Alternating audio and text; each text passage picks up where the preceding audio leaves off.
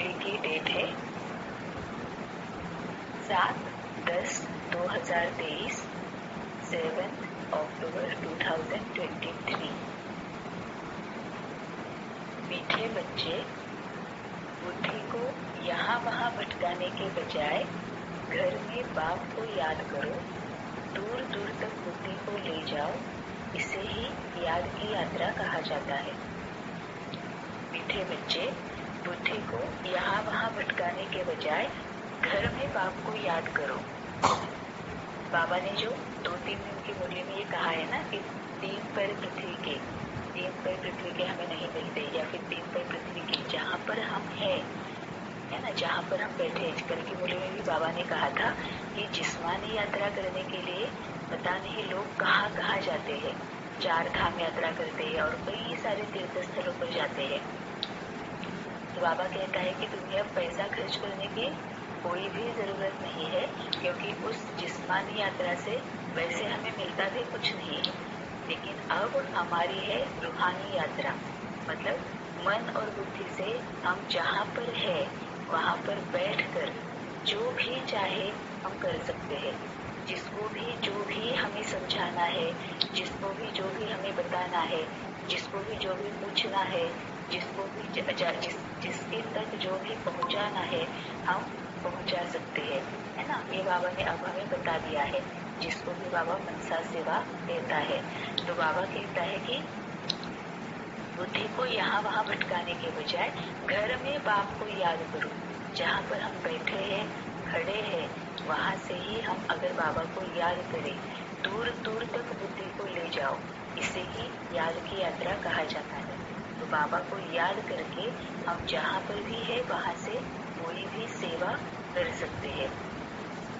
प्रश्न है, जो बच्चे सच्चे दिल से बाप को याद करते हैं उनकी निशानी क्या होगी? जो बच्चे सच्चे दिल से बाप को याद करते हैं उनकी निशानी क्या होगी? उत्तर है, सच्चे दिल से याद करने वाले बच्चों से कभी कोई विकर्म नहीं हो सकता। उनसे ऐसा कर्म नहीं होगा जिससे बाप की ग्लानि हो। उनके मैनर्स बड़े अच्छे होते हैं।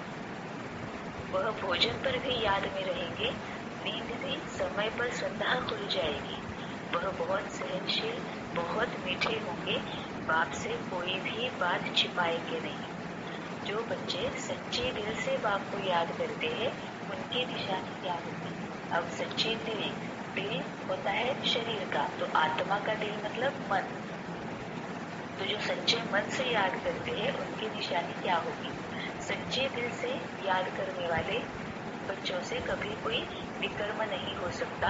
उनसे ऐसा कर्म नहीं होगा जिससे बाप की ग्लानि हो, क्योंकि सबसे शक्तिशाली जो है निर्विकारी, निर्गुण, निराकारी, ये जो है वो है बाबा, परमपिता परमात्मा, supernatural power, super soul, super, है ना, सुप्रीम एनर्जी।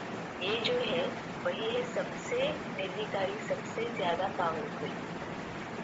तो जिसके साथ हम जुड़ जाते हैं उसके जैसे हम, मतलब हमारी मानसिक स्थिति जो होती है वो उसके जैसे बन जाती है, जिसकी भी याद में हम रहते हैं, है ना। अभी भी अगर हम देखें, ऐसी हमारी कोई अगर फ्रेंड है जिसके साथ हमारी बहुत अच्छे से बनती है, उसको अगर हम याद करते हैं तो फिर हम अच्छे मूड में रहते हैं।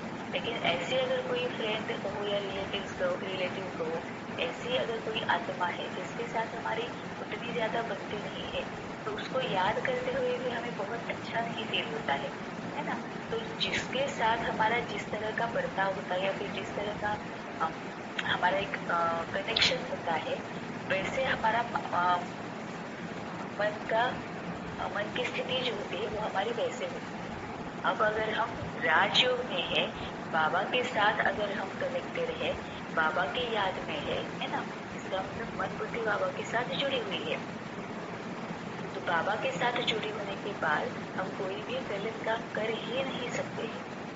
और अगर हम इसका ही मतलब ये है कि अगर हमसे कोई गलत कर्म हो रहा है, मनसा वाचा कर्मणा, तो इसका मतलब ये है कि हम बाबा के साथ उस वक्त कनेक्टेड नहीं थे। बाबा के साथ कनेक्टेड ना होने की वजह से ही मनसा वाचा या कर्मणा जो भी कुछ गलती है वो उसी वजह से हो रही है ना।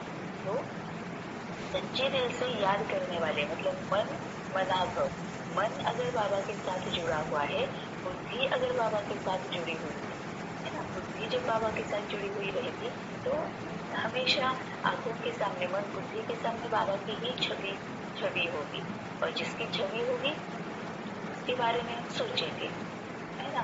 तो अगर बाबा के साथ हम जुड़े हुए हैं तो हमसे कोई भी विक्रम हो ही नहीं सकता है। वहां की शुरुआत होती है संकल्पों से, कि हमें कोई गलत संकल्प ही नहीं आएगा। तो वाचा और कर्मणा की बात तो बात की ही है। तो सच्चे दिल से याद करने वाले बच्चों से कभी कोई विक्रम नहीं हो सकता। इसका ही मतलब है कि अगर हमारे मैनर्स ठीक नहीं है, अगर हमसे कोई गलती हुई है तो पक्का उस वक्त हम बाबा के साथ कनेक्टेड, सच्चे दिल से बाबा के साथ कनेक्टेड नहीं थे, है ना। मनमत या परमत उसमें मिलाई हुई थी। तो उनसे ऐसा कर्म नहीं होगा जिससे पाप की ग्लानि हो। उनके मैनर्स बड़े अच्छे होते हैं। वह भोजन पर भी याद में रहेंगे, है ना। जब वो खाना खा रहे हैं तब भी वो याद में रहेंगे, या फिर मन जब सोच रहा है ना। मन का भोजन मतलब क्या है, जो कुछ देख रहे हैं, पढ़ रहे हैं, सुन रहे हैं, वो सब मन का भोजन है। क्योंकि जो हम देखते हैं, पढ़ते हैं, सुनते हैं, उसी के ऊपर मन चिंतन करता है, या उसी के बारे में मन सोचता है। जिसको हमने कभी देखा नहीं है, जो हमने कभी पढ़ा नहीं है, जो हमने कभी सुना नहीं है, उसके बारे में मन सोचेगा ही नहीं, है ना। कहीं कोई बैठा हुआ डैनियल, जैकलिन, रीगन, उसके बारे में मन सोचेगा क्यों?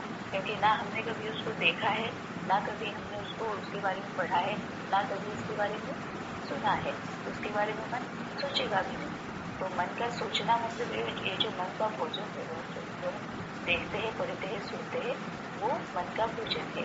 तो वह भोजन पर भी याद में रहेंगे। वो दोनों लेना है, हमें आदत लगानी, अपने आप को लगानी है कि पहले आत्मा को ही लेना है ना। तो आत्मा मन भोजन करता है, तो उस वक्त भी वो बाबा की याद में रहेंगे। मतलब जो कुछ भी देखेंगे, पढ़ेंगे, सुनेंगे, बाबा से कनेक्ट रहकर पढ़ेंगे, देखेंगे या सुनेंगे, तो फिर हमेशा हमसे सेवा ही होती रहेगी। गलत संकल्प हम करेंगे ही नहीं। अगर टेररिस्ट अटैक भी हो रहा है तो हम उस टेररिस्ट को गालियां नहीं देंगे, गलत नहीं बोलेंगे।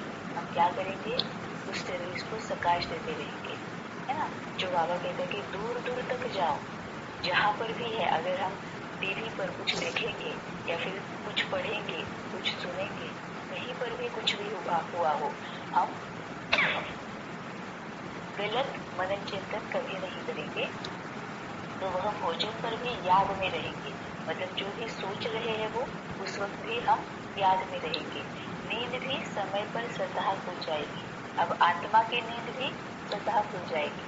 मतलब अगर हम सो रहे हैं, आत्मा अगर सोने के कगार पर है, अगर आत्मा ऐसे ही कुछ गलत बात सोच भी रही है ना, या फिर जो सही सोचना चाहिए वो अगर सोच भी नहीं है, या फिर अगर दुख दर्द में है, हाय हाय कर रही है, मतलब आत्मा नींद में है या फिर मरी हुई है, तो उस वक्त भी इमीडिएटली नींद खुल जाएगी, आत्मा जग जाएगी। नहीं, मैं हाय हाय क्यों कर रही हूँ?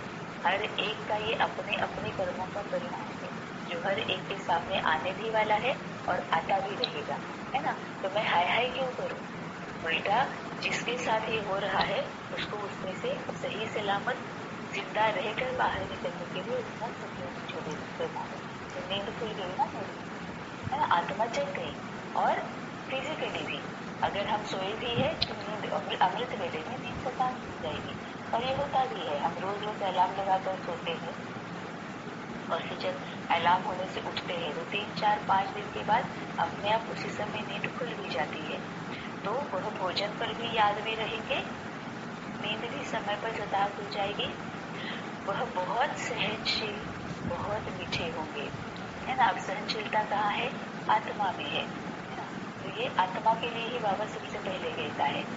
वह बहुत सहनशील होंगे, बहुत मीठे होंगे, बाप से कोई भी बात छिपाएंगे नहीं, है ना। क्योंकि बाबा जब यही कहता है कि अगर मुझसे छिपाओगे तो फिर वही वही रिपीट करते जाओगे, क्योंकि हमारा उस पर अच्छी तरह से ध्यान नहीं जाएगा कि हम क्या गलती कर रहे हैं, कहाँ गलती हो रही है। जब हम पूरा मेल डिटेल में बाबा को देंगे तो हम बहुत डिटेल से सेल्फ चेकिंग कर रहे हैं, तो डिटेल से हमें पता चलेगा कि कहाँ कहाँ मेरी गलती हो रही है, मनसा वाचा कर्मणा कहाँ कहाँ मैं गलत कर रही हूँ, है ना। तो फिर जब हम डिटेल से ये पता करेंगे, चेक करेंगे, तो चेंज करना हमारे लिए आसान हो जाएगा, फिर से वो गलती हम नहीं करेंगे। तो बाप से कोई भी बात छिपाएंगे नहीं। गीत है, हमारे तीर्थ न्यारे हैं,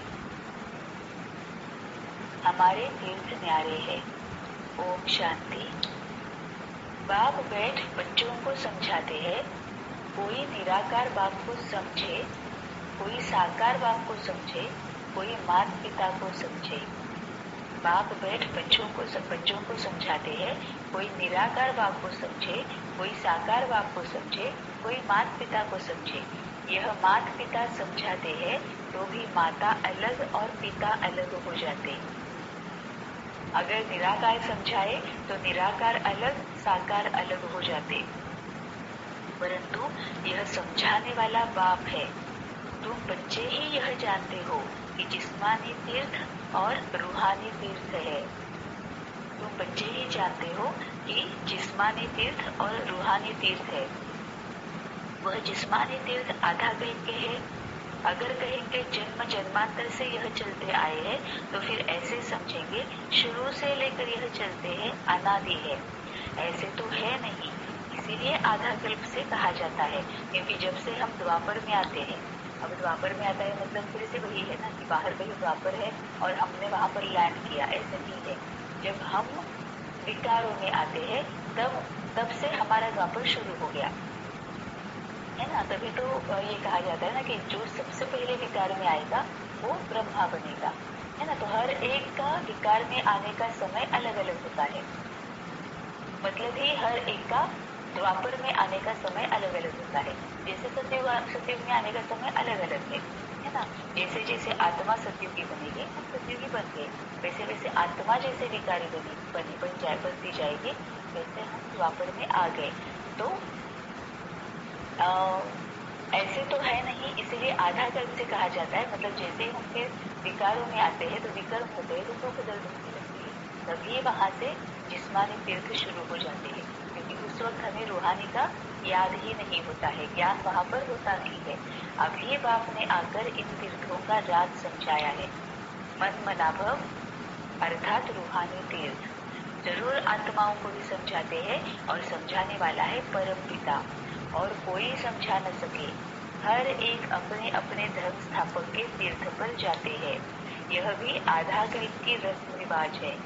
सब तीर्थ करते हैं, परंतु वह कोई को सदगति दे न सके, खुद ही घड़ी घड़ी तीर्थों पर जाते रहते। अमरनाथ बद्रीनाथ तरफ वर्ष वर्ष तीर्थ करने निकलते, फिर चारों धाम करते हैं। अभी यह रूहानी तीर्थ सिर्फ तुम जानते हो। रूहानी सुप्रीम बाप ने समझाया है, मन मनाभव और जिस्मानी तीर्थ आदि सब को छोड़ो, मुझे याद करो तो तुम सच्चे सच्चे स्वर्ग में चले जाएंगे। रूहानी सुप्रीम बाप ने समझाया है, मन मनाभव और जिस्मानी तीर्थ आदि सब छोड़ो, मुझे याद करो तो तुम सच्चे सच्चे स्वर्ग में चले जाएंगे। अब सदगति मतलब क्या, स्वर्ग मतलब क्या, इससे ही हमें पता चलता है ना। सदगति मतलब ये क्या है कि हम चेंज हो जाते हैं, हम ज्ञान को, गुणों को और शक्तियों को यूज करते हैं। तभी तो वो होता है ना कि बाबा आने के बाद ही सदगति मिलती है, क्योंकि बाबा आने के बाद ही ज्ञान का पता चलता है। सही ज्ञान क्या है, बाबा आने के बाद ही शक्तियों का पता चलता है, बाबा आने के बाद ही दैवी गुणों का पता चलता है ना। तब तक हमें कुछ पता ही नहीं है। तो जब हम ज्ञान को, गुणों को, शक्तियों को यूज करें, इसका मतलब हम सदगति में है ना। और वही स्वर्ग होता है, क्योंकि दुख दर्द फिर हमसे निकल जाते हैं, दूर होना शुरू हो जाते हैं, खत्म होना शुरू हो जाते हैं। तो रूहानी बाप ने समझाया है, मन मनाभव और जिस्मानी तीर्थ आदि सब छोड़ो, मुझे याद करो तो तुम सच्चे सच्चे स्वर्ग में चले जाएंगे। यात्रा माना आना जाना, वह तो अभी ही होता है, सतयुग में यात्रा होती नहीं। तुम हमेशा के लिए स्वर्ग आश्रम में जाकर बैठोगे। यहाँ तो सिर्फ नाम रख लेते हैं, वास्तव में स्वर्ग आश्रम यहाँ होता नहीं। स्वर्ग आश्रम सतयुग को कहा जाता है। नरक को यह अक्षर दे नहीं सकते। नरकवासी नरक में ही रहते हैं, स्वर्गवासी स्वर्ग में रहते हैं।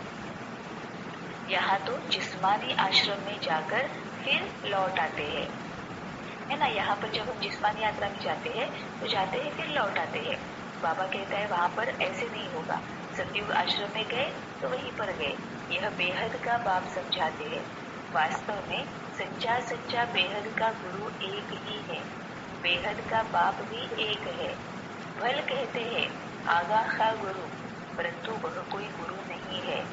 सदगति दाता तो नहीं है ना। अगर सदगति दाता होता तो खुद भी गति सदगति में जाए। उनको गुरु नहीं कहेंगे। यह तो सिर्फ नाम रख दिए है। मतलब यही है ना कि हमारे गुरु, हम जिनको गुरु मानते हैं, वो भी तो किसी की प्रार्थना कर रहे हैं। वो भी तो किसी गुरु के पास जा रहे हैं, है ना। तो बाबा कहते हैं कि वो अगर गुरु होते तो वो खुद गति सदगति में जाते, लेकिन ये होता नहीं है। यह तो सिर्फ नाम रख दिए है। सिख लोग कहते हैं सतगुरु अकाल। वास्तव में सत श्री अकाल एक ही परमात्मा है, जिसको सतगुरु भी कहते हैं। वही सदगति करने वाला है। इस्लामी, बौद्धि या ब्रह्मा आदि नहीं कर सकते।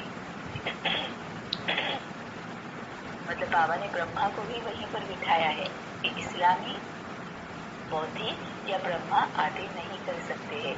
मतलब कि बाबा क्या कहना चाहता है कि मेरे लिए सभी बच्चे एक समान है ना। हाँ, इसमें से अपने अपने पुरुषार्थ अनुसार कोई महान आत्मा है, कोई दिव्य आत्मा है ना। तो ये अपने अपने पुरुषार्थ अनुसार होता है, लेकिन मेरे लिए मेरे सभी बच्चे एक समान है। तो इस्लामी, बौद्धि मतलब इम्पोर्टेंट क्या है? कर्म। हमारे कर्म है वही इम्पोर्टेंट है।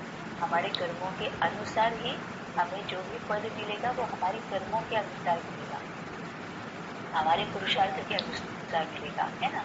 तो अब गुरु भल ब्रह्मा को कहा जाए, बाकी गुरु विष्णु गुरु शंकर तो हो न सके।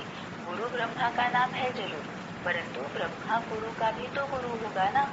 सत श्री अकाल का तो फिर कोई गुरु नहीं, वह एक ही सतगुरु है। बाकी और कोई गुरु या फिलोसोफर या स्पिरिचुअल नॉलेज देने वाला है नहीं, सिवाय एक के, है ना। तो बाबा ने यही कहा कि उस गुरु का भी कोई गुरु है ना। इसका मतलब वो खुद कोई भी देहधारी गुरु नहीं हो सकता। बाकी और कोई गुरु या फिलोसोफर या स्पिरिचुअल नॉलेज देने वाला है नहीं, सिवाय एक के। बुद्धि आदि तो अपने पिछाड़ी सबको ले आते हैं। बुद्ध आदि तो अपने पिछाड़ी सबको ले आते हैं। उनको रजो तमो में आना ही है। वह कोई सदगति के लिए नहीं आते हैं। सदगति दाता एक का ही नाम वाला है, जिसको फिर सर्वव्यापी कहते हैं।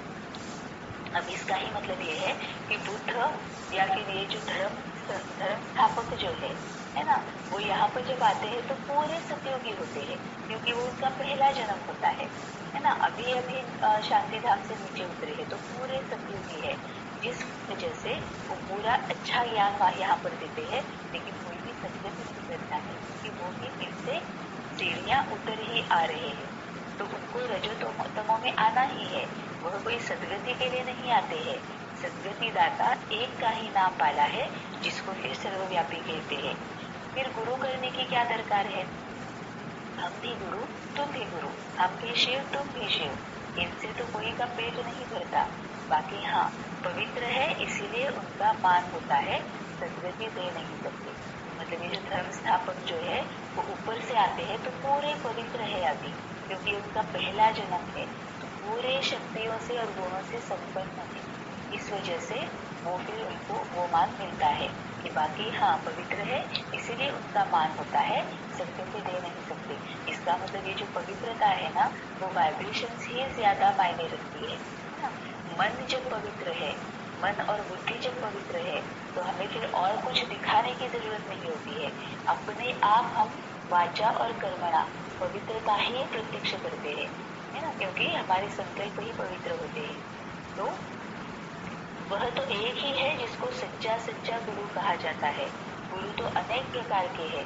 सिखलाने वाले उस्ताद को भी गुरु कहते हैं। यह भी उस्ताद है। मतलब कौन? ब्रह्मा बाबा। यह भी उस्ताद है।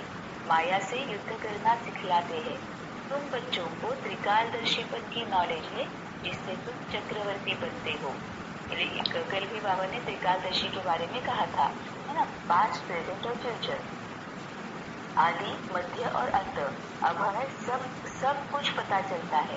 तो तुम बच्चों को त्रिकालदर्शीपन की नॉलेज है, जिससे तुम चक्रवर्ती बनते हो। सृष्टि के चक्र को जानने वाले ही चक्रवर्ती राजा बनते हैं। ड्रामा के चक्र को व कल्प वृक्ष के आदि मध्य अंत को जानना बात एक ही है। चक्र की निशानी बहुत शास्त्रों में भी लिखी हुई है। फिलॉसफी की किताब अलग होती है। किताबें तो अनेक प्रकार की होती है। यहाँ तुमको कोई किताब की दरकार नहीं। तुमको तो जो बाप सिखलाते हैं वह समझना है। बाप की प्रॉपर्टी पर तो सब बच्चों का हक होता है, परंतु स्वर्ग में सबको एक जैसी प्रॉपर्टी तो नहीं होगी। जब हम वापस आएंगे तो एक जैसी प्रॉपर्टी नहीं होगी। क्यों? क्योंकि पुरुषार्थ अनुसार हर एक का पद अलग अलग होगा और हर एक को अपने पद अनुसार मिलेगा। तो परंतु स्वर्ग में सबको एक जैसी प्रॉपर्टी तो नहीं होगी। राजा ही है उसकी जो बाप का बना। बाबा कहा, थोड़ा भी ज्ञान सुना तो वह हकदार हो जाते, परंतु नंबरवार। कहाँ विश्व के महाराजा, कहाँ प्रजा दास दासियां। यह सारी राजधानी स्थापन हो रही है। बाप का बनने से स्वर्ग का वर्षा तो जरूर मिलता है। वर्षा मिलता है बाप से। यह नई बातें होने कारण मनुष्य समझते नहीं मतलब जिन्होंने बाबा को नहीं पहचाना है वो नहीं समझते। बाप समझाते हैं, सतयुग में विकार है नहीं। माया ही नहीं तो विकार कहाँ से आए? माया का राज्य शुरू होता है द्वापर से। यह है रावण की 5 जंजीरें। वहाँ यह होती नहीं।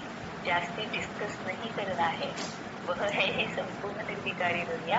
बाकी बच्चे पैदा होने की, गद्दी पर बैठने की, महल आदि बनाने की जो रस्म रिवाज होगी वह जरूर अच्छी ही होगी, क्योंकि स्वर्ग है। जास्ती डिस्कस नहीं करना है। वह है ही संपूर्ण निर्विकारी दुनिया। बाकी बच्चे पैदा होने की, गद्दी पर बैठने की, महल आदि बनाने की जो रस्म रिवाज होगी वह जरूर अच्छी ही होगी, क्योंकि स्वर्ग है। स्वर्ग है मतलब सभी आत्माएं सतयुगी है। बाप समझाते हैं, बच्चे इस रूहानी यात्रा में तुम्हें निरंतर बुद्धि योग लगाना है। यह बहुत सहज है। बुद्धि योग मतलब किसके साथ? बाबा के साथ बुद्धि योग लगाना है। हमेशा बाबा को ही बुद्धि के सामने रखना है। यह बहुत सहज है। भक्ति मार्ग में भी सवेरे उठते हैं। ज्ञान मार्ग में भी सवेरे उठ बाप को याद करना है और कोई किताब आदि पढ़ना नहीं है। सिर्फ बाप कहते हैं, अब छोटे बड़े सबका मौत सामने खड़ा है। मरते समय कहते हैं, भगवान को सिमरो। अंतकाल अगर भगवान को नहीं सिमरेंगे तो स्वर्ग में जा नहीं सकेंगे। तो बाप भी कहते हैं, मन मना भव। और ये जो अंतकाल है, जो कल की मुरली में भी बाबा ने कहा था, अंतमति सुगति, है ना? तो ये वन फाइन मॉर्निंग अचानक एक दिन उठ के होगा नहीं। और फिर दूसरी बात ये भी है कि अंत समय कब हमारा आने वाला है, कौन सा हमारा अंतिम क्षण है, वो हमें भी पता नहीं है। अचानक से भी सामने आ सकता है ना? तो उस वक्त बाबा कहता है कि मन मनाभव होना ही चाहिए। उस पर ही है कि हमें अगली जो हमारी गति सदगति जो होने वाली है वो उसी पर है। इस देह को भी याद नहीं करना है। हम आत्मा एक्टर है, शिव बाबा की संतान है। लगातार याद में रहना है। इस देह को भी याद नहीं करना है। अब हमें अपनी अपनी सेल्फ चेकिंग करनी है कि क्या कभी अगर सर में दर्द है, पेट खराब है, बैक एक है ना, या फिर अगर कुछ बुखार ऐसे कुछ आया है, तो क्या इस देह से हम अपना बुद्धि निकाल सकते हैं? मन बुद्धि इस देह से निकाल सकते हैं? ये सोचना है। तो पता चल जाएगा कि हम कहाँ पर है। इतना सा सर दर्द होता है तो भी हम बाबा के साथ जुड़े हुए नहीं रहते हैं। हाय हाय हुई चलती रहती है ना? तो जब मौत आएगा सामने, अंतिम क्षण होगा, है ना, उस वक्त तो आत्मा बॉडी से निकल रही है। तो फिर कितना मतलब डिटैचमेंट जो है वो कितनी चाहिए। तो इस देह को भी याद नहीं करना है। हम आत्मा एक्टर है, शिव बाबा की संतान है, लगातार याद में रहना है। वैसे छोटे बच्चों को तो नहीं कहेंगे कि भगवान को याद करो, यहाँ सबको कहना पड़ता है, क्योंकि सबको बाप के पास जाना है, बाप से ही बुद्धि योग लगाना है। कोई से लड़ाई झगड़ा नहीं करना है, यह बड़ा नुकसानकारक है। कोई कुछ कहे, सुना अनसुना कर देना है। सामना नहीं करना चाहिए जो लड़ाई हो जाए, है ना। सामना करना है अपने विकारों का, अपने विकारों के साथ सामना करना है, अपने विकारों के साथ युद्ध करनी है, ताकि विकारों पर हम जीत पाए। बाकी कोई कुछ कहे, कोई सुना अनसुना कर देना है, सामना नहीं करना चाहिए जो लड़ाई हो जाए। हर बात में सहनशील भी होना चाहिए। और फिर समझना है बाप भी है, धर्मराज भी है। अब बाबा जो कहता है कि सहनशील होना चाहिए, अब इसका मतलब ये है कि जब हम सहनशील होते हैं ना, कई बार हम लौकिक में कहते हैं कि मैंने इतना सहा है, मैंने इतना सहा है, यहाँ पर तुमने ऐसे किया था, मैंने सह लिया, वहां पर तुमने ऐसे किया, मैंने सह लिया। अगर हमें वो याद आ रहा है, इसका मतलब हमने वो सहा ही नहीं है। सहनशीलता हम सिखाई नहीं रहे हैं। सहनशीलता मतलब क्या है कि जो एक कांटा जो चुभता है ना, वो चुभन जो होती है ना, उसको भूल जाए, उसको सहनशीलता कहते हैं। हमने तो वो चुभन जो है, वो दुख दर्द जो है, वो भय जो है, वो चुभना जो है, वो वैसे के वैसे याद रखा होता है ना। कि उस दिन तुमने ऐसे कहा था, फिर से अभी रोना शुरू करते हैं, तो चुभन तो वैसी ही है ना, तो कहाँ सहनशील करके। हमने सिर्फ उसको दबा के रखा है, हमने सिर्फ वाचा से उसको बोला नहीं है, वाचा से बोलते भी रहते हैं कई बार, कितनी बार, है ना। स्पेशली लौकिक में जो स्त्रियां होती है, औरतें जो होती है, एक एक बात को वैसे के वैसे याद रखती है, उस चुभन के साथ याद रखती है। कहीं कुछ हो जाए, जो उस वक्त जो दर्द महसूस किया था, है ना, वही दर्द अभी भी महसूस करते हैं, तो हमने सहा ही नहीं है। अब इसका बहुत ब्यूटीफुल एग्जाम्पल जो मुझे बड़ा पसंद है, वो मैं याद करती हूँ, तो फिर ये चुभन जो है ना, वो भूल जाती है। कि जब हम डिलीवरी होती है, बच्चा जब प्रेगनेंसी और डिलीवरी के करीब पूरा टाइम, ऑलमोस्ट 1 साल का टाइम होता है, वो 9 महीने प्रेगनेंसी के, उसके बाद डिलीवरी के, और फिर उसके बाद जब तक हम बच्चे के साथ एडजस्ट कर रहे होते हैं, है ना। बच्चा कभी जगाता है, कभी रोता है, पता नहीं क्या क्या चलता है। तो पूरा 1 साल, हमें कभी भी 1 साल हम पूरे दुख से, दर्द से, परेशानी से, चिंता से, भय से, सब से निकल जाते हैं, अशांति से, है ना, असंतुष्टता से, सब से हम निकलते हैं। लेकिन वो चुभन अभी हमें कोई नहीं होती है। बस हो गया, बच्चे का मुंह सामने दिख गया, हम सब कुछ भूल जाते हैं कि पूरे प्रेगनेंसी में मैं कितनी टेंशन में थी, कैसे होगा, क्या होगा, किस किस के साथ क्या क्या किया, है ना। कुछ भी अभी याद नहीं होता है। कितना दर्द सहा डिलीवरी के टाइम पे, कितना दर्द सहा, भले डिलीवरी कैसे भी हो गई हो, है ना, नॉर्मल हो गया कैसे ही हो, दर्द तो सहना ही पड़ता है ना। लेकिन क्या वो चुभन अभी भी है? कभी नहीं होती है। क्या बच्चे को हम बार बार कहते हैं, पता नहीं क्या क्या कहा, पता नहीं कितना कहा, या फिर किसी और को हम शेयर करते हैं, शेयर हमारे एक्सपीरियंसेस, वो वाला एक्सपीरियंस जरूर करते हैं, लेकिन वो चुभन, वो दुख दर्द, वो परेशानी, वो चिंता, उस वक्त जो डर लगा था, वो अब हमें महसूस नहीं होता है।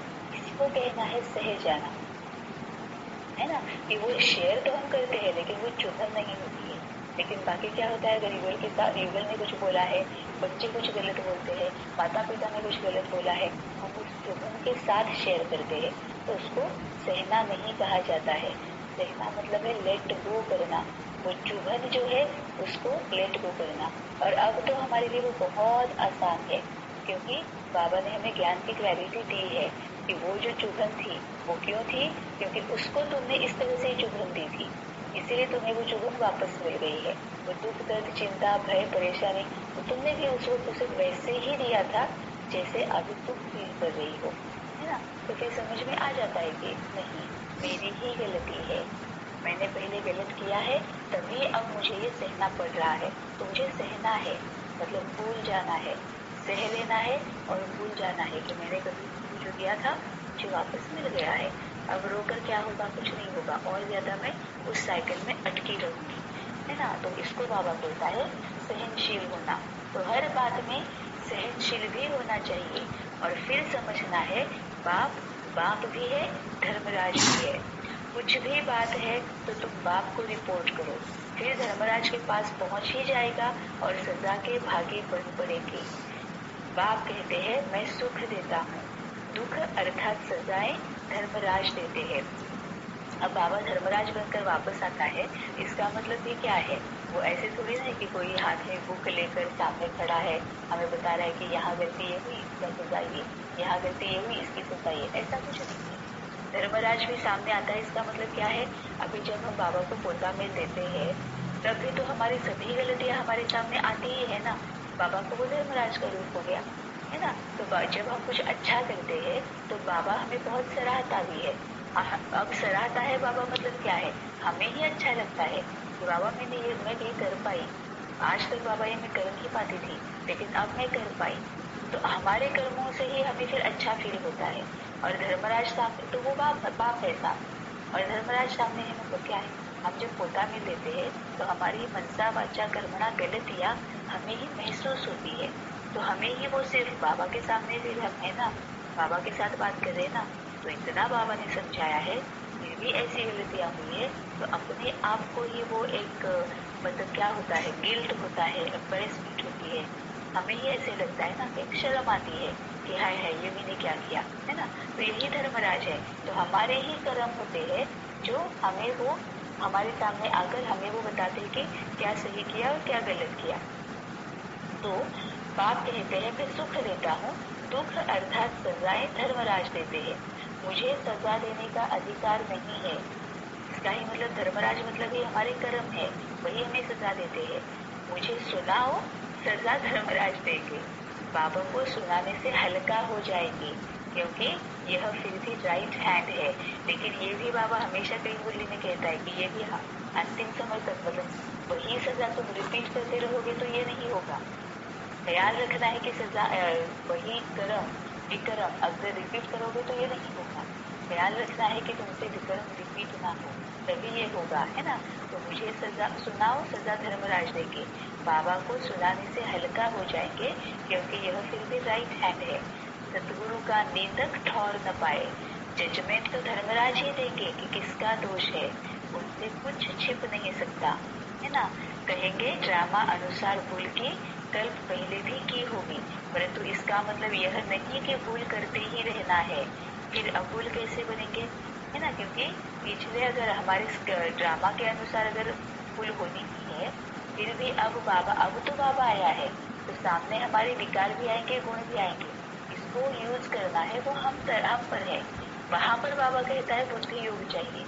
बुद्धि योग अगर बाबा से होगा, क्योंकि बुद्धि डिसीजन बुद्धि लेती है ना। तो बुद्धि हमारी सत्संग विवेक बुद्धि होनी चाहिए, और ये सत्संग विवेक बुद्धि तभी होगी जब हम बाबा के साथ है ना, सत्य जो है उसके साथ जब हम कनेक्टेड रहेंगे, तभी हमारी सत्संग विवेक बुद्धि हो जाएगी।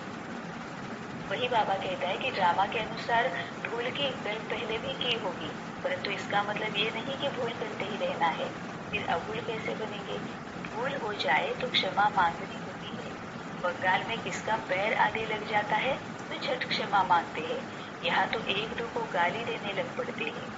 मैनर्स बहुत अच्छे होने चाहिए।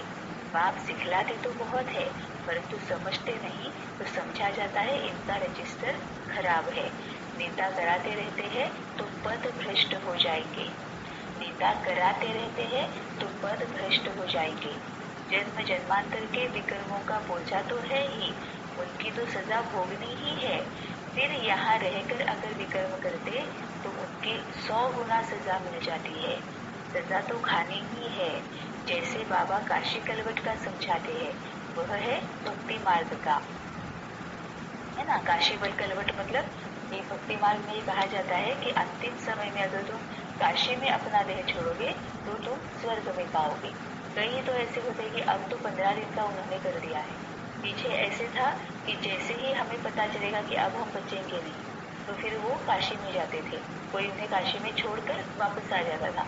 तो फिर वहां धीरे धीरे धीरे वो अन्न का त्याग करते थे, पानी का त्याग करते थे और अपनी देह छोड़ते थे है ना।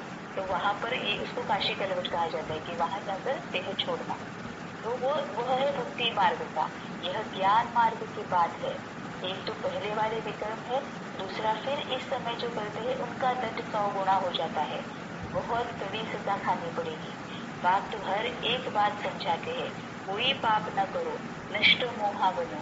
इतनी मेहनत है, इतने एक हफ्ते से बाबा नष्ट मोहा के बारे में कह रहा है। मतलब किसी भी देहधारी में मन बुद्धि नहीं रखनी है, ममत्व नहीं रखना है। करना सब कुछ है, अपनी ड्यूटीज और रिस्पॉन्सिबिलिटीज निभानी है, लेकिन कोई भी अपेक्षा नहीं करनी है। उसको आत्मा समझकर ड्यूटीज और रिस्पॉन्सिबिलिटीज निभानी है। कितनी मेहनत है। इस मम्मा बाबा को याद नहीं करना है, इनको याद करने से जमा नहीं होगा। इनमें शिव बाबा आते हैं तो याद शिव बाबा को करना है। ऐसे नहीं कि इनमें शिव बाबा है इसीलिए इनकी याद रहे, नहीं, शिव बाबा को वहाँ याद करना है। शिव बाबा और स्वीट होम को याद करना है। जिन मुआफिक बुद्धि में याद रखना है, शिव बाबा वहाँ रहते हैं, शिव बाबा यहाँ आकर सुनाते हैं, परंतु हमको याद वहाँ करना है, यहाँ नहीं। बुद्धि दूर जानी चाहिए, यहाँ नहीं। यह शिव बाबा तो चला जाएगा, शिव बाबा इस एक में ही आते हैं। मम्मा में उनको देख न सके, बाबा ने बता दिया है, पूरी क्लैरिटी दी है। शिव बाबा इस एक में ही आते हैं, मम्मा में उनको देख न सके। तुम जानते हो यह बाबा का रथ है, परंतु इनके चेहरे को नहीं देखना है। बुद्धि वहाँ लटकी रहे, यहाँ बुद्धि रहने से इतना मजा नहीं आएगा।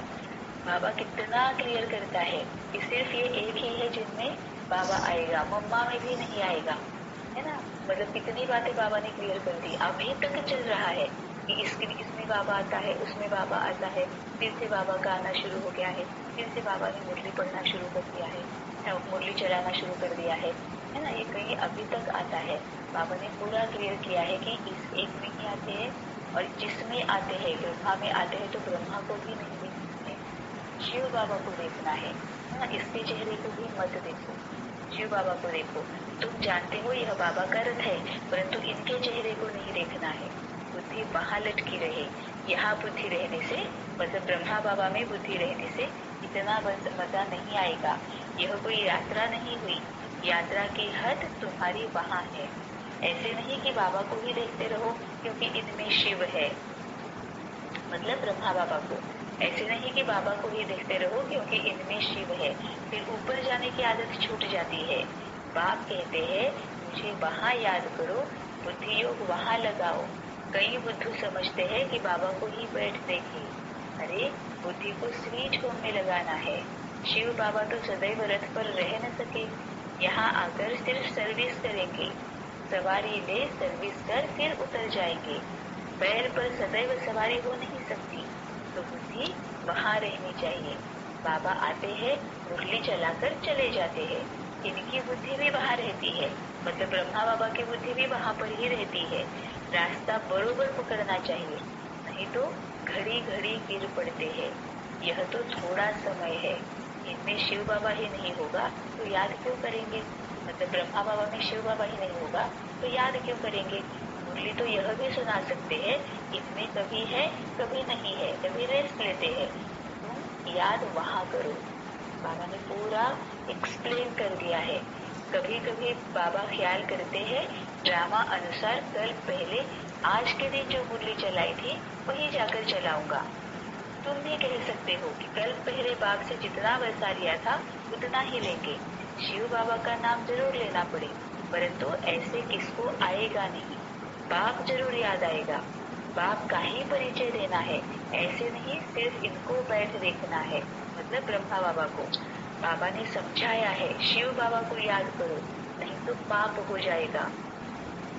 निरंतर बाप को याद करना है, नहीं तो विकर्म विनाश नहीं होंगे। बड़ी मंजिल है। अब यहाँ पर कहा बाबा ने कहा है कि ये सूक्ष्म वतन में जाओ, फिर ये आह्वान करो, फिर उसको बुलाओ, फिर तुम वहां जाओ, फिर इसमें उसको देखो, फिर उसमें इसको देखो। कुछ भी नहीं कहा है।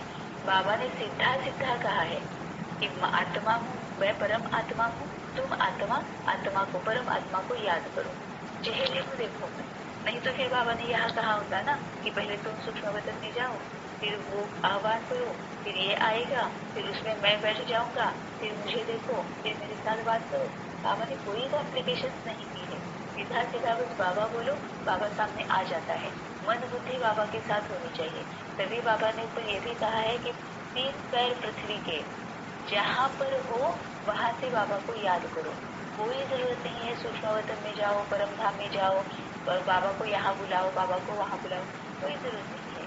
जैसे हम हमारे रिलेटिव्स है, पेरेंट्स है, फ्रेंड्स है, उनको जब उनकी याद में जब हम रहते हैं तो हम आह्वान थोड़ी करते हैं कि हे माँ अब मैं यहाँ पर हूँ, अब मैं बैठ रही हूँ, अब तुम भी तैयार हो जाओ, अब मेरे सामने आ जाओ, अब मुझे बात कर। ऐसे थोड़ी ना करते हैं। बस माँ है, माँ के साथ मन बुद्धि से कनेक्ट हो गए, याद में चले गए, उनके याद साथ योग बन गया।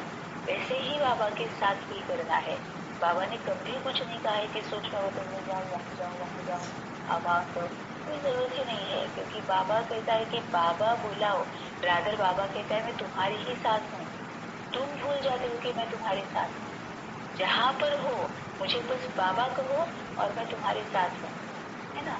तो निरंतर बाप को याद करना है, नहीं तो विकर्म विनाश नहीं होंगे। बड़ी मंजिल है। मासी का घर थोड़े ही है। ऐसे नहीं भोजन पर पहले याद किया फिर खलास, ऐसे ही भोजन खाने लग पड़े, नहीं। सारा समय याद करना पड़े। अब ये भोजन की बात मन के लिए, आत्मा के लिए भी लेनी है और स्थूल के लिए भी लेनी है। ये आत्मा मन जब भोजन करता है ना, तब भी बाबा के साथ रहना है। पहले बाबा को याद किया, बाद में बस चल पड़े, जो दिखाई दे रहा है, जो सुनाई दे रहा है, वो देख रहे, वो सुन रहे हैं। तो ऐसा नहीं, सारा समय याद करना पड़े। मेहनत है, ऐसे थोड़ी ऊंच पद मिल सकता है। तब तो देखो करोड़ों में 8 रत्न पास होते हैं। मंजिल बड़ी भारी है, विश्व का मालिक बनना है। यह तो किसी की बुद्धि में नहीं होगा। इनकी बुद्धि में भी नहीं था, मतलब ब्रह्मा बाबा की, इनकी बुद्धि में भी नहीं था। अब ख्याल किया जाता है 84 जन्म किसको मिलते हैं। जरूर जो पहले आते हैं वह है लक्ष्मी नारायण। यह है सब विचार सागर मंथन करने की बातें। बाप समझाते हैं, हथ कारणे तिल यादड़े, भल धंधे आदि में रहो परंतु निरंतर बाप को याद करते रहो। भल धंधे आदि में रहो लेकिन निरंतर बाप को याद करते रहो। यह है यात्रा। तीर्थों पर जाकर फिर लौटना नहीं है। तीर्थ मनुष्य बहुत करते हैं, अब तो वहाँ पर भी गंद हो गया है। नहीं तो तीर्थ स्थान पर कभी वेश्यालय नहीं होते। अभी कितना भ्रष्टाचार है। एक धनी तो कोई है नहीं, झट गाली देने पड़ते हैं, है ना। अभी हम देखते हैं ना कि जहाँ तीर्थ पर भी हम जाते हैं तो वहाँ भी पूरा गंद कर दिया है ना। झट गाली देने पड़ते हैं। आज चीफ मिनिस्टर है, कल उनको भी उतार देते, माया के मुरीद बन जाते हैं। पैसे इकट्ठे करेंगे, मकान बनाएंगे, धन के पिछाड़ी चोरी करने लग पड़ते हैं। तुम अब स्वर्ग में जाने की तैयारी कर रहे हो, तुम अब स्वर्ग में जाने की तैयारी कर रहे हो, वही याद आना चाहिए। धारणा भी होनी चाहिए, मुरली लिखकर फिर रिवाइज करनी चाहिए। फुर्सत तो बहुत रहती है, रात को तो बहुत फुर्सत है। रात को जागो तो आदत पड़ जाएगी, है ना। बाबा ने कितना कहा है कि धारणा भी होनी चाहिए, मुरली लिखकर फिर रिवाइज करनी चाहिए। मतलब बाबा तो मुरली को लिखने की भी बात करता है।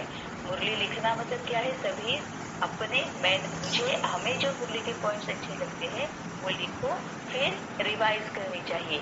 यही तो बाबा कहता है ना कि यही तो तुम्हारा जगना है, आत्मा को जगाए रखना है। नहीं तो मुरली पढ़ी या मुरली सुनी और बस अपने काम में लगे, फिर उसके बारे में कुछ सोचा ही नहीं, तो फिर बाबा के इसी को भी सोना कहता है। फुर्सत तो बहुत रहती है, रात को तो बहुत फुर्सत है। रात को जागो तो आदत पड़ जाएगी। जो सच्चा सच्चा बाबा को याद करने वाला होगा उनकी आंख आपे ही खुल जाएगी। बाबा अनुभव बताते हैं कैसे रात को आंख खुल जाती है। अब ये कौन बता रहा है, ब्रह्मा बाबा। बाबा अनुभव बताते हैं कैसे रात को आंख खुल जाती है। अभी तो नींद के लिए और ही पुरुषार्थ करते हैं, अभी तो नींद के लिए और ही पुरुषार्थ करते हैं। हाँ, स्थूल काम करने से भी शरीर को थकावट होती है। बाबा का रथ भी देखो कितना पुराना है।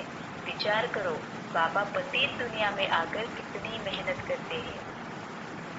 भक्ति मार्ग में भी मेहनत करते थे, अभी भी मेहनत करते हैं, है ना। अभी मेरे ख्याल से पिछले हफ्ते की मुरली में ये बात आई थी कि भक्ति मार्ग में भी कौन काम करता है, बाबा ही तो सब देते हैं ना। हम तो सामने देखते हैं राम जी है, हनुमान जी है, और फिर विष्णु है, शंकर है, देवी है, दुर्गा है, और काली है, महाकाली है, पता नहीं कौन कौन है। लेकिन असल में काम कौन कर रहा है? बाबा ही तो कर रहा है ना। जो भी हमें मिलता है वो बाबा से ही तो मिल रहा है ना। तो बाबा का रथ भी देखो कितना पुराना है। विचार करो, बाबा पतित दुनिया में आकर कितनी मेहनत करते हैं। भक्ति मार्ग में भी मेहनत करते थे, अभी भी मेहनत करते हैं। शरीर भी पतित तो दुनिया भी पतित। बाबा कहते हैं मैं आधा कल्प तो बहुत आराम करता हूँ, कुछ भी ख्याल नहीं करना पड़ता है, क्योंकि हम सभी आत्माएं सतयुगी है, तो हम बाबा को पुकारते नहीं है, तो फिर बाबा को आने की जरूरत नहीं होती है। जैसे ही आत्मा विकार में आती है, विक्रम होते हैं, दुख दर्द का सामना करती है, बस बाबा को पुकारना शुरू हो जाता है और तभी से बाबा काम पर लग जाता है। तो भक्ति मार्ग में बहुत ख्याल करना पड़ता है, इसीलिए बाप को रहम दिल गाया हुआ है। Ocean of knowledge, ocean of bliss, इतनी महिमा करते हैं। वही बाप अभी हमको पढ़ाते हैं और कोई पढ़ा ना सके, है ना। बाबा जैसे कहते हैं कि तुम ही आधार मूर्त और उद्धार मूर्त हो, तो इसका मतलब ये है कि ये सभी स्तोत्र, सभी मंत्र, जो उसमें जो जो कुछ भी हमने कहा हुआ है वो क्या होगा? हो सकता है हमने ही ये कभी कहा होगा, है ना, ये हमसे ही कभी निकला होगा, हमने ही वो रचा होगा, क्यों नहीं हो सकता। और फिर हम ही तो है वो जो सीढ़ियां उतरते हुए नीचे आए हैं, है ना। तो ये हमारा भी हो सकता है। लेकिन बाबा कहता है कि इतनी तुमने महिमा की है, इतना कुछ मेरे बारे में बोला है, और अभी तुम भूल गए हो, है ना। तो भक्ति मार्ग में बहुत ख्याल करना पड़ता है, इसीलिए बाप को रहम दिलवाया हुआ है। Ocean of knowledge, ocean of bliss, इतनी महिमा करते हैं। वही बाप अभी हमको पढ़ाते हैं और कोई पढ़ा न सके। अच्छा, मीठे मीठे सिकिलधे बच्चों प्रति माता पिता बाप दादा का याद प्यार और गुड मॉर्निंग। रूहानी बाप की रूहानी बच्चों को नमस्ते।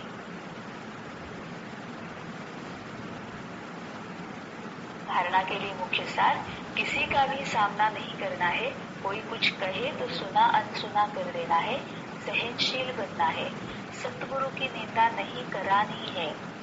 किसी का भी सामना नहीं करना है, कोई कुछ कहे तो सुना अनसुना कर देना है। अब बाबा ने आज अगर ये धारणा के लिए दिया है, तो आज हम इसको धारण करने के लिए पूरी प्रैक्टिस कर सकते हैं कि सामने कोई भी आएगा, कोई कुछ भी कहेगा तो सुना अनसुना कर देना है ना।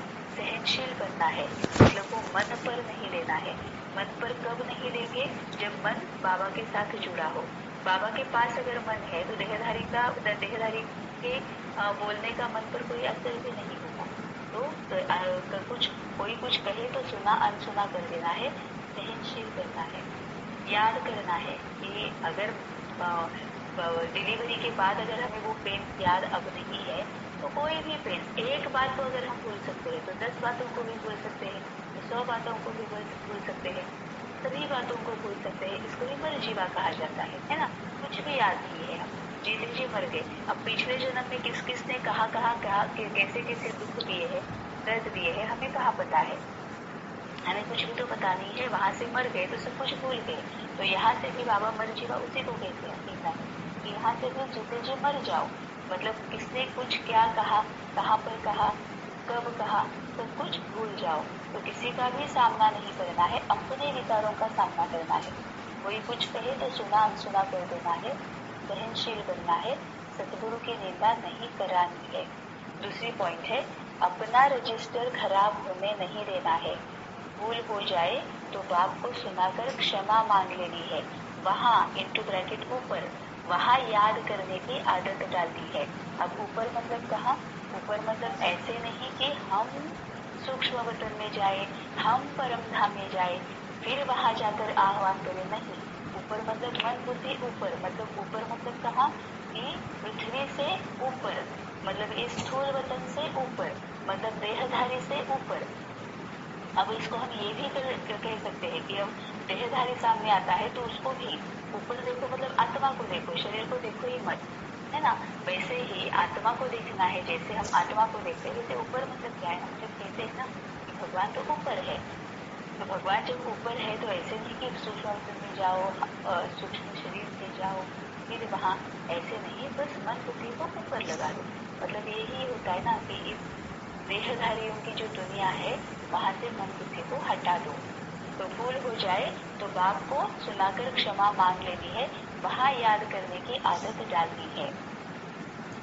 वरदान है, सिर्फ इतना करना है कि अभी तक हम जो सूक्ष्म शरीर लेकर वहां जाकर सूक्ष्म वतन में जाकर ये सब करते थे, तो ऊपर ही जाते थे, वो छोड़कर बस मन बुद्धि को ऊपर ले जाना है। वरदान है, साइलेंस की शक्ति द्वारा जमा के खाते को बढ़ाने वाले श्रेष्ठ पद के अधिकारी भव। साइलेंस की शक्ति द्वारा जमा के खाते को बढ़ाने वाले श्रेष्ठ पद के अधिकारी भव। जैसे वर्तमान समय साइंस की शक्ति का बहुत प्रभाव है, अल्प काल के लिए प्राप्ति करा रही है, ऐसे साइलेंस की शक्ति द्वारा जमा का खाता बढ़ाओ। बाप की दिव्य दृष्टि से स्वयं की शक्ति जमा करो, तब जमा किया हुआ समय पर दूसरों को दे सकेंगे। जो दृष्टि के महत्व को जानकर साइलेंस की शक्ति जमा कर लेते हैं, वही श्रेष्ठ पद के अधिकारी बनते हैं। उनके चेहरे से खुशी की रूहानी झलक दिखाई देती है। अब यहाँ पर जो बाबा ने कहा है वो साइलेंस की शक्ति कहा है, साइलेंस में बैठने के लिए नहीं कहा है ना। नहीं तो शायद साइलेंस की शक्ति द्वारा जमा के खाते को बढ़ाने वाले, तो ऐसे ही देखेंगे तो क्या लगेगा कि साइलेंस में बैठ जाओ और उससे जो जमा होगा उससे श्रेष्ठ पद पाओ। नहीं, बाबा कह रहा है कि साइलेंस की शक्ति द्वारा, साइलेंस की जो शक्ति वो क्या है, ऊपर जो बाबा ने कहा है कि किसी ने कुछ कहा, सुना, अनसुना कर दो, है ना। जो भी कुछ सुना है वो अनसुना कर दो, मतलब क्या है, साइलेंस में रहो। कोई देखते हुए भी ना देखो, सुनते हुए भी ना सुनो, लेकिन कर्म में रहना है, साइलेंस में बैठ नहीं जाना है, साइलेंस की शक्ति को यूज करना है। तो जैसे वर्तमान समय साइंस की शक्ति का बहुत प्रभाव है, अल्पकाल के लिए प्राप्ति करा रही है, ऐसे साइलेंस की शक्ति द्वारा जमा का खाता बढ़ाओ। अब क्या होता है कि हम साइलेंस में रहते नहीं है ना, मतलब क्या है, इमीडिएटली मन सोचना शुरू कर देता है, इसने ऐसे कैसे कहा, मुझे कैसे कह सकता है, मुझे कैसे ये ऐसी बात बोल सकता है, मन शुरू हो जाता है।